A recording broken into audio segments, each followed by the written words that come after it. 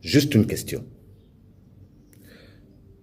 Quand on suspend les réseaux sociaux parce que ceux-ci étaient devenus le terreau de règlement de compte par activistes interposés ou encore le canal privilégié de certains activistes pour casser le sucre sur les autorités en place, le canal de diffamation à souhait des autorités, etc.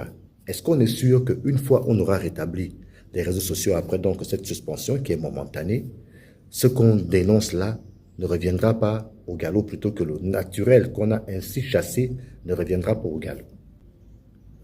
Est-ce qu'on est sûr que les activistes qu'on croit mettre sous éteignoir par la suspension des réseaux sociaux ne reviendront pas à la charge une fois qu'on aura rétabli ces réseaux sociaux-là? Y avait-il pas moyen de faire autrement, comme cela se fait sous d'autres cieux? Et faut-il rappeler que chaque réseau social fonctionne avec des règles bien précises. Au niveau de TikTok, par exemple, il y a des mots-clés, il y a un certain type de sujet qu'il ne faut pas aborder de moins sous un certain angle. Parce que quand vous le faites, vous enfreignez les règles de fonctionnement de TikTok et tout de suite vous êtes où la vidéo est mise en sourdine ou alors elle est carrément supprimée.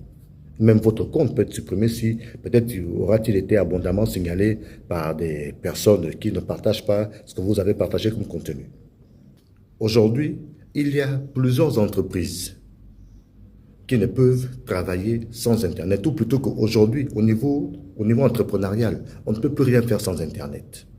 Il y a par exemple des médias, des chaînes de télévision, qui pour faire des montages, des reportages, sont obligés d'avoir recours à Internet.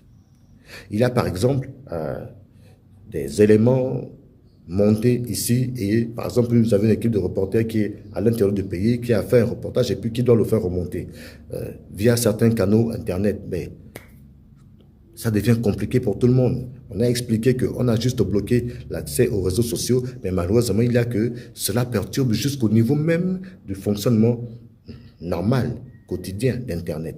Et ça cause de sérieux désagréments et un gros manque à gagner à bon nombre d'entreprises. Et là, la question qu'on me pose au quartier, on fait comment? Qui prend la responsabilité? Qui assume? Qui va dédouaner? Est-ce qu'on va se retrouver comme avec la SGE où, bon, des gens perdent des appareils du fait des délestages, mais bon, de toute façon, vous aurez beau faire des allées et venues au niveau du service client, au niveau de la SGE de la pairie, par exemple, ben bon, c'est à peine si on tiendra même compte de vous pour même estimer que vous avez perdu quoi que ce soit et puis qu'on consentira même à vous donner 1, 2, 3 copecs pour que vous puissiez au moins vous calmer. Qui va payer après? Prendre une telle décision sans tenir compte de ceux qui vivent d'Internet. Alors, le porte-parole adjoint de la présidence de la République sur le plateau de TV5 Monde a dit que les Gabonais devront attendre et que bon, il y a d'autres réseaux sociaux, il y a d'autres moyens via Internet de faire du commerce en ligne. Bon, on aurait peut-être donc dû commencer par mettre tout cela en branle avant de suspendre tout de go les réseaux sociaux. Parce que ce que beaucoup ne savent pas, c'est qu'il y a au moins 850 000 Gabonais qui sont des utilisateurs actifs d'Internet, donc des réseaux sociaux. 850 000 Gabonais. Et au seuil de 2025, autour du mois d'octobre 2025, on aurait ainsi dépassé même le million d'utilisateurs quotidiens d'Internet au niveau national. Donc, là-dedans, vous avez des chefs d'entreprise, vous avez des créateurs de contenu, vous avez ceux qui font du commerce en ligne, etc., etc., etc. Tous ceux-là sont aujourd'hui obligés de se battre en installant des VPN pour essayer de contourner la mesure. Les questions sont là. Parce que une chose est de vouloir mettre de l'ordre, mais il y avait peut-être moyen de faire autrement. Et ça, tout le monde le dit. Et puis, était-ce le bon timing, au moment où les Gabonais font face au délestage intempestif de l'électricité, aux difficultés d'accès à l'eau potable et bien d'autres problèmes? Parce que quand on agit de la sorte, malheureusement, il y a que tout ce qui se faisait déjà de bien en termes de réalisation, en termes de chantier, en termes de progrès sociaux, de décisions prises pour améliorer le quotidien des Gabonais, mais tout de suite, tout ça vient d'être éclipsé par une décision. Et la question revient. On a suspendu momentanément. Quand ça revient, est-ce qu'on est sûr que là, tout est rentré dans l'ordre et qu'on ne va plus dénoncer les mêmes faits, que les mêmes causes ne produiront pas les mêmes effets? La question est là.